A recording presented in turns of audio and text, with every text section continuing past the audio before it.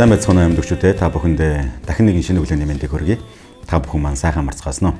За бүгд хамтдаа шинэ өглөөг эзний үгээр хамтдаа эхлүүлцгээе. Тэгээд хамтдаа залбирая.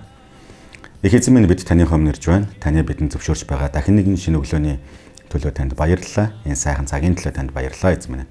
Аваа тэгээд энэ өглөө ч гэсэн та бидэнтэй хамт байж бидэнд өөрийнхөө үгийг айлтгуултугай. Их эзэн Есүсийн нэрээр гуйн залбирлаа. Амен.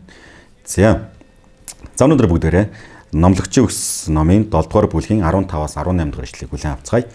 За би та бүхэнд эндээс уншаад өгье. Би утгагүй амьдралынхаа туршид олон юм үзвэ. Зөвхөн шудраг байдал дотроо үхэж байхад буруут нь худал дотроо удаан амьдрах гэж. Хэд шудраг, хэд мэрэгэнч бүү. Ягаад чи өөрийгөө хөнөөх ёстой юм бэ? Хэд балмад, хэд тэнэгч бүү бэ? Ягаад чи цагаас өмнө өгөх ёстой гэж. Нэгээс нь зурж нөгөөг нь тавилгүй байх нь сайн бөгөөд Бурханаас имээгч нэгэн тэр бүгдээр амжилтанд хүрдэгэ гэж хэлсэн байна. Амен. За энэ хэсгийг маш олон хүмүүс ер нь бол ингээд жоохон буруу ойлгох гэдэг. Юу гэж буруу ойлгох гэдэг вэ гэвэл за энэ харж байгаа нэраараа хэд балмад хэд тэнэгч бүү вэ? Яагаад чи цагаас өмнө өгөх ёстой гэж нэгээс нь зурж нөгөөг нь тавилгүй байх нь сайн бөгөөд ер нь ингээд шудрагч биш одоо хэд шудраг байхгүйгээр бас хэд амар муу байхгүйгээр ер нь яг голын олоод баланс нь барайл ингээд амьдрах юм бол бас болно, зарим үед шудраг биш байж болно гэдэг юм. Иймэрхүү байдлаар ер нь ингэж ойлгох гэж одоо оролдоод байдаг. Гэтэл үнэндээ яг энэ хэсэг бол юуны тухай ярьж байгаа вэ гэвэл энэ бол Бурханаас имээх тухай ярьж байгаа. Бурханаас имээдэг хүн бол амжилттай амьдрах тухай, бурханлаг амьдралаар амьдрах тухай ярьж байгаа. За тэрийг ойлгохын тулд энэ номлогчийн үгс номын энэ хэсэг дээр бичээч маань юу хамгийн эхлээд хэлсэн мэхээр утгагүй амьдралынхаа туршид олон юм үзвэ. Зөвхөн шудраг байдал дотор үхэж байхад буруут нь худал дотроо удаан амьдрах гэж. Энд чинь харах юм бол уг нь бол зөвхт хүн ингэж удаан амьдрах хэвээр зөвхт шудраг одоо хүн удаан амьдрах хэвээр байтал ягаад буруу хүмүүс нь худал дотроо удаан амьдрах юм бэ? Энэ ингэ ямар сони юм бэ гэдэг одоо асуулт эхэлж байгаа. Тэгэхээр энэ чинь бичээч одоо нэг зүйлийг онцлсан тэр нь юм бэ гэхээр бидний амьдрал бол ер нь тааваршгүй тий. Ингээд бидний ингээд бодож исэн, бидний ингээд бид хяналтандаа байлгаж одоо болно гэж бодож исэн одоо амьдралын нөхцөл байдал маань бас яг тийм биш.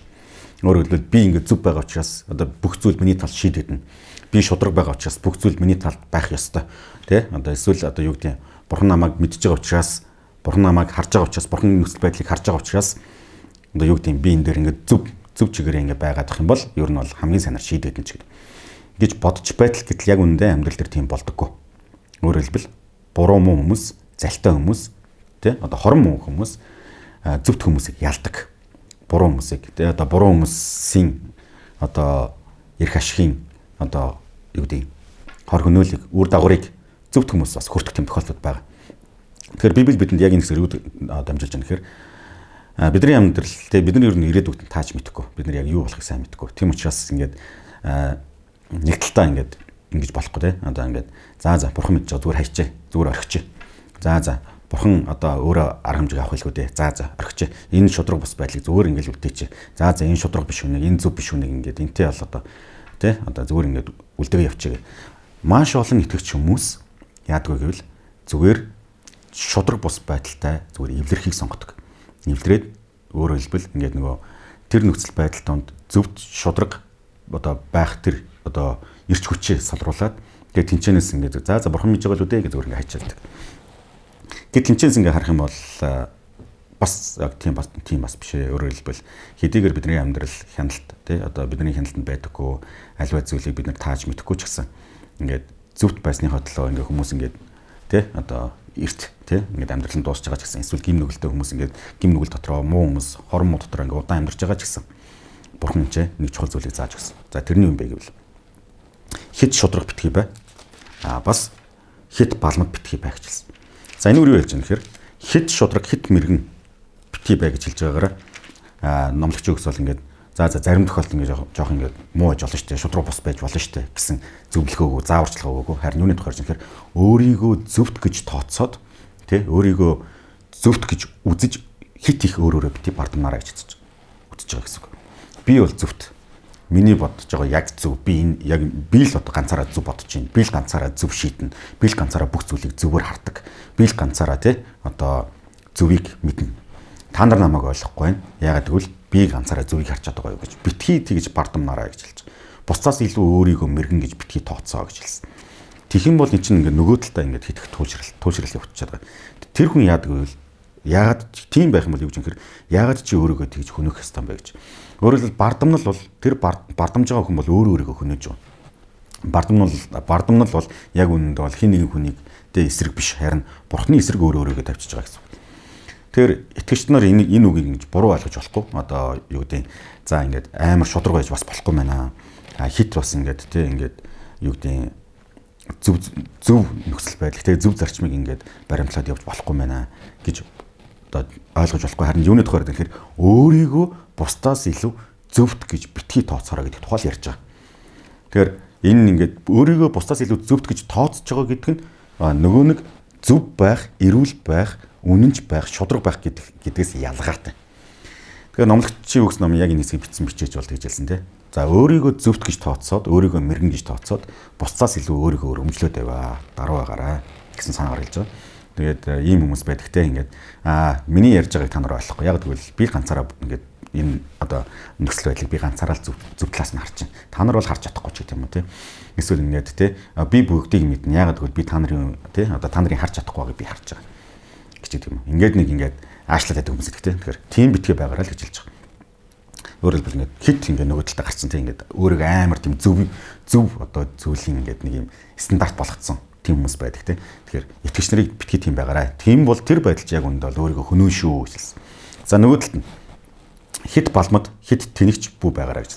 За энэ юуны тухайраа тэнэхэр ингээд нэг юм юу гэдэг итгэж хүмүүст нэг юм бас юу байдаг те хандлага байдаг те. За бурхан намайг уучлсан. Өө за би гимшсэн сайхан. Өө за намайг пастор уучлсан гэж хэлсэн. За би одоо энэ сайхан болчлаа. Гэт эзний нэгүсэл дотор хит туушраад нэгүслийг үнгүүдүүлээд нүгэл дотроо жаргаваа гэж хэлж байгаа тийм. За би ингэ жаргаваа гэдэг үг жоохон нэгжлээ.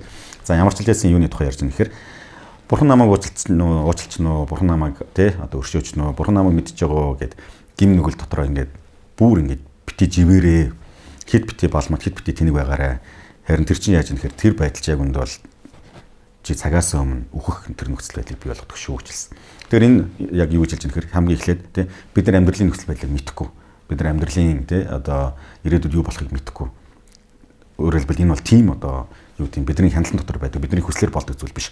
Шудраг байсны төлөө хүмүүс эрт өгч байгаа. Буруу байсныхаа одоо буруу байсан ч гэсэн хүмүүс ингээ удаан амьдарч байгаа. Энэ бол ингээд айгүй тийм одоо тааварчгүй тийм амьдрал. Хэдий тийм ч гэсэн юу гэж нэхэр бурхнаас имэж, бурханд итгэж, бурханд найдаж байгаа бол одоо бидэнд нэг чухал зүйлийг зааж өгсөн. Тэр нөхөр хит өөрийгөө битгий зөвдөг. Бас хит эзний нэгүсэл дотор, гим нүгэл дотор битгийж. Харин аль нэг нь тэ тооцч үзээд бурхнаас имэж амьдраарай гэж байгаа. Өдөр бүр бурхнаас имэж амьдраарай. Тэгээ 18 доош тэр нэгээс нь зурж нөгөөг нь тавилгүй байх нь сайн бөгөөд бурхнаас имэгч нэгэн тэр бүгдээр амжилтанд хүрдэг.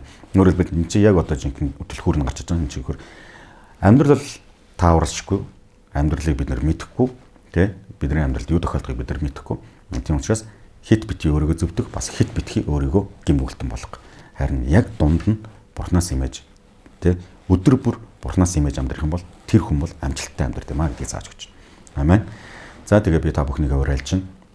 Бүгдээ итгэж гэхээр л нэг ингээд нэг юм юу гэдэг буруу муу хүмүүст ингээл тэ ингээл зайгаа тавьж өгөөл ингээл дугуй байгаал тэ ингээл ялагдаал тэ эсвэл ингээл заа өнгөрөөч заа бурхан мэдж байгаа л үгээл ингээл нэг юм тэ ингээд зүгээр бурхан даадж байгаа нэртэй ингээд зарим зүйлийг ингээд өнгөрөөдөг баймаарг байна. Тэ бас нөгөөдөөгөр бас хит өөрийгөө амар зөвхт гэж тооцож өөрөөр амар бардамнаж тэгээ өөрийгөө ингээ бусдаас илүү лаг би бол мундаг би бол одоо бүгдийг мэднэ ч гэдэг юм уу те ингээ бусдыг ингээ басамжилсан байдлаар ингээ бити хандараа харин итгэж хүн бол тийм байх ёсгүй.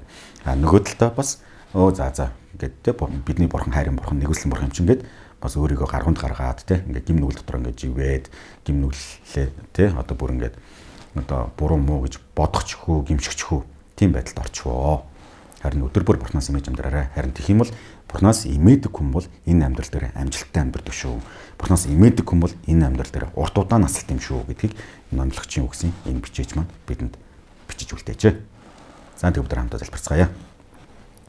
Эзэн минь танд баярлалаа. Тэг өнөөдрийнхөө үгийн төлөө танд баярлалаа. Хайр та аав бид яг өнөөдрийн үгийн дагуу бид өөрсдөө баардамнаж сайрахдаг, өөрсдийгөө зөв гэж дүүлгэж оролдох гэж хичээдэг тэр нэгэн баймаар байна. Бусдаас илүү өөрийгөө мундаг гэж харуулах гэж батлах гэж хичээдэг нэгэн баймаар байна. Бусдыг доош нь хийдэг. Тэ бусдын хажууд өөрийгөө мэрэгэн гэж тооцдог нэгэн баймаар байна. Бас нөгөө төгөөр эзэн минь бид өөрсдөө гим нүгэл дотроо живсэн, гим нүгэл дотроо өөрийгөө сул тавьж гаруунд нь гаргасан нэгэн баймаар байна. Харин бид өдөр бүр танаас имэж амьдрах амьдралыг сонгож тэр амьдрал дотроо бид баярлах үедээ баярлаж, гимших үедээ гимшиж, тань талархах үедээ талархаж, танаас имэх үедээ имэж энэхүү амьдралын маань өдөр бүрийн энэ цикл маань, процесс маань зөвхөн тантай хамааралтай өрнөдөг байх болтугай Иесус.